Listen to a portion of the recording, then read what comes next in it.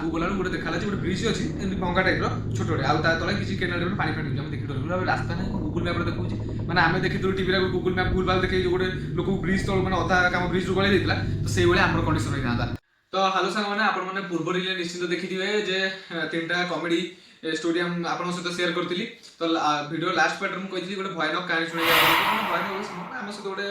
अजब टाइप भयानक type T गोटे कहानी घटला कौन है ना जो गुप्तेश्वर टेम्पल फेरलु तो भाविलु डुडुमा वाटरफॉल जी बोली किंतु आम लंच करूँ तो लंच करके बाहर बेलू तो 4टा होता तो सेठू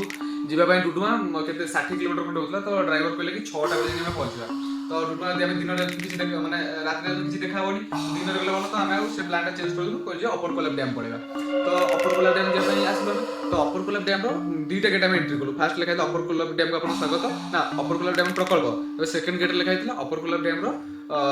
डैम को आपको स्वागत आम पशिगलु तो पशिगला 2टा रास्ता था तो 2टा रास्ता गोटे लेफ्ट साइड जाइए गोटे सीधा स्ट्रेट जाइए आम स्ट्रेट रास्ता पड़ेगा तो डिटरमाइन मैप देखुला आगे बसिकी तो से रास्ता जो पड़ेलु से कौन है ना से स्ट्रेट रास्ता गला पुणी 2टा रास्ता था 2टारू आम पुणी स्ट्रेट रोड लेफ्ट को कटलु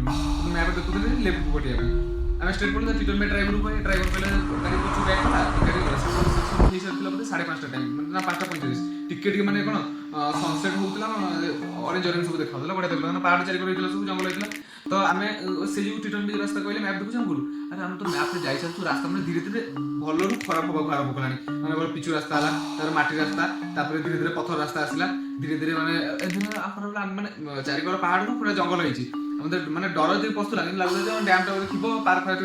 चिल्ड्रेन पार्क गोटे अच्छे अपर कोलाब डैम तो बोलते लाइट आस आम धीरे धीरे जाइए बेस राति से 5:45 आम बोलते 6:15 पहुंचे तो बेस रातिटा लगुन किंतु मैंने भितर बहुत पसारू आम